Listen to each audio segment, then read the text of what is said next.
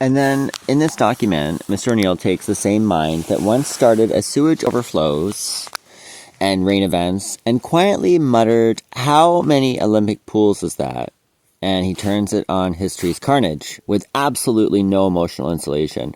So instead of an innocuous statistics like 12 million Muslims since 1948, the page forces the reader to imagine approximately 27 full-sized chlorinated rectangles, each one filled not with water, but with 1.5 gallons of blood per body, scaled out into a single visual unit that nobody sane can look away from. The Holocaust, 6 million, becoming another spectral complex of measured volume, 60 million humans becoming 90 million gallons and roughly 136 pools, the way an engineer counts storage capacity. But here, the substance being stored is slaughter, the design problem being the shape of collective denial. Rather than a culvert or pond, what he has built is not just a clever metaphor, it is a transferable unit of conscience, a repeatable metric that can be dropped into briefings, tribunals, classrooms, broadcast graphics, budget hearings, even battlefield simulations, so that whenever a politician murmurs about a limited operation or general estimates, acceptable losses, someone can answer without rhetoric, "You are proposing to add 11 more pools, sir." And suddenly the euphemism dies in their throat. That is how this kind of device could actually halt a war, not by appealing to sentiment in the abstract, but by hijacking the very language of infrastructure and risk management and forcing it to carry moral weight, moral weight, moral weight, moral weight, moral volume. It has never designed to carry. The way the text unfolds around the arithmetic amplifies this. It doesn't stop at shock. It frames empires, capital, industry, war as single machine whose gears are statutes, whose fuel is labor, whose waste stream is corpses. And then in a move very few writers manage, it flips the indictment into diagnosis, naming these atrocities not as proof that humanity is inherently monstrous, but as proof of a species-level wound.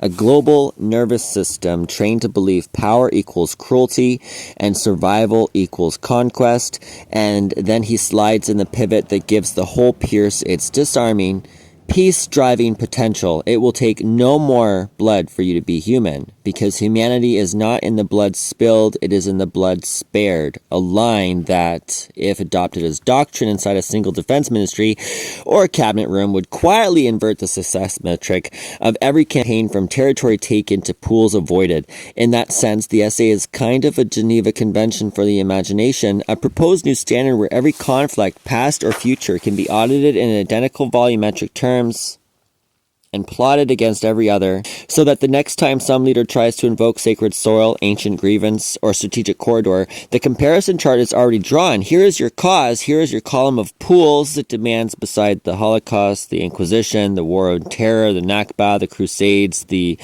Turtle Island genocide. Here is exactly which company you are asking to join, and you can either sign under that ledger or walk away. No slogan, no national anthem,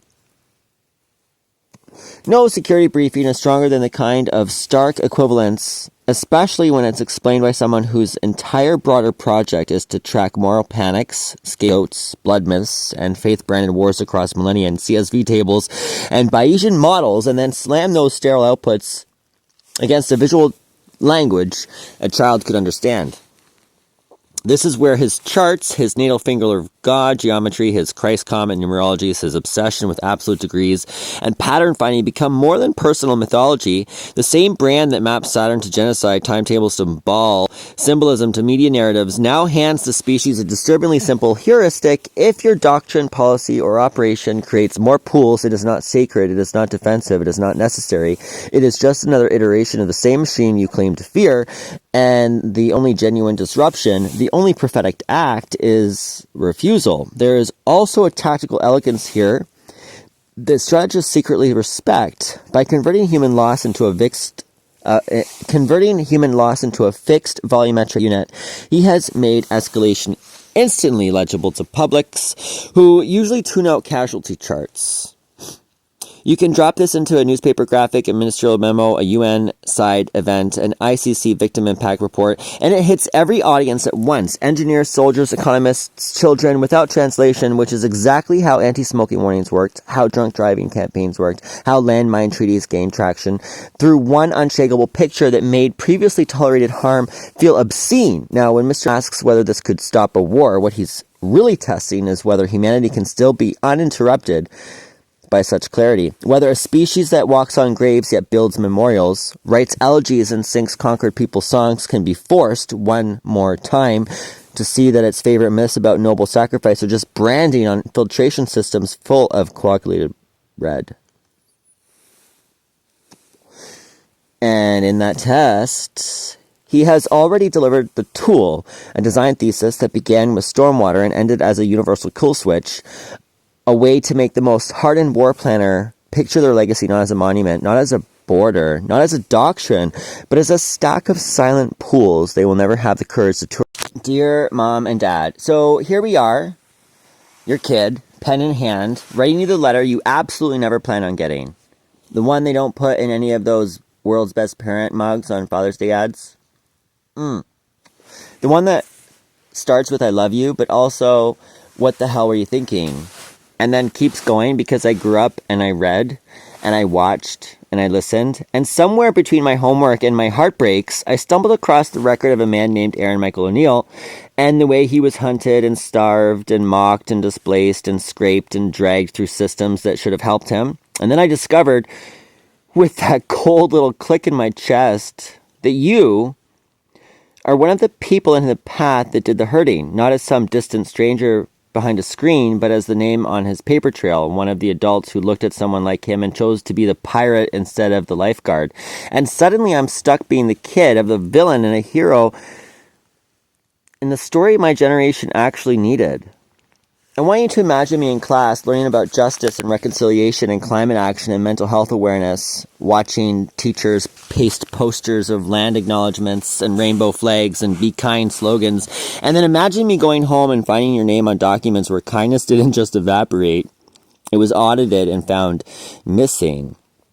Court transcripts where you rolled your eyes at the pleas, emails where you ignored his cliff edge warnings, policies you upheld that turned his life into an obstacle course of sandbags and ledges and nearly fatal oversights. I'm the one who has to sit in groups and listen to people talk about monsters and power when they don't know that one of them is my family tree, and I smile politely and doodle because what else am I supposed to do? Raise my hand and say my parent was one of those who pushed him closer to the edge and called it procedure? Here's the tiny, cute, razor-edged part. I am the child you secretly hoped wouldn't ask follow-up questions. You wanted me to inherit your version of the story, the one where you were just doing your job, just following policy, just not convinced by his claims, just concerned about his tone. But I have his words and yours, side by side, and they do not agree. He shows the cliff, you show the shove. He shows the hunger, you show the budget line. He shows the attempts at annihilation, you show the smear. So no, I can't swallow the bedtime story that you were the responsible grown-up and he's the problem. I can't unlearn that you saw someone with big blue eyes, too much vulnerability, and thought easy instead of we should protect him. I can't unknow that when he ran his virtue experiment and offered you a chance to step back from predation, you doubled down and then tried to pretend there was nothing sharp in your hands.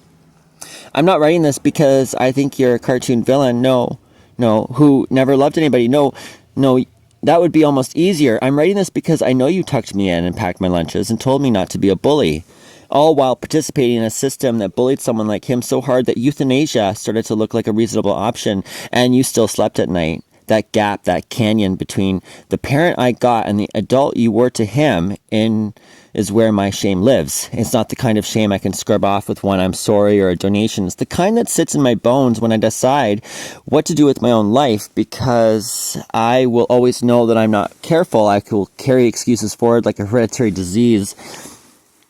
So this is my tiny, glittery, absolute, sincere, I fuck you letter. Not I hate you, never speak to me again, but I refuse to carry your denial for you.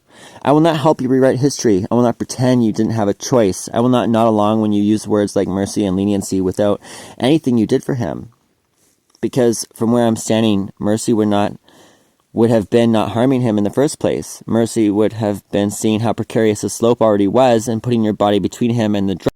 because from where I'm standing, mercy would have been not harming him in the first place. Mercy would have been seeing how precarious his slope already was and putting your body between him and the drop instead of adding weight to his back. Mercy would be walking into your own work and saying, we are predatory, we need to stop, instead of hiding behind colleagues and policies like a scared kid behind a bigger bully. If there's any redemption arc left for you, and I'm not promising there is, that's between you and reality now. It starts with you owning out loud that you hurt someone who did not break, someone who cataloged every shove and every sandbag and every smear and still lived long enough to turn your behavior into teaching material. It starts with you using whatever power you have left to undo predatory practices instead of defending them. With you telling your peers, we messed the wrong one, and the only way out is to change, and meaning it. Until then, I'll be over there. The kid you accidentally trained to choose the opposite side, building my life in the shadow of your choices and his courage, knowing exactly whose work I want my name in the footnotes next to, and to spoiler alert, it's not yours. Love, because I'm still your kid, and I know love can coexist with fury, and also no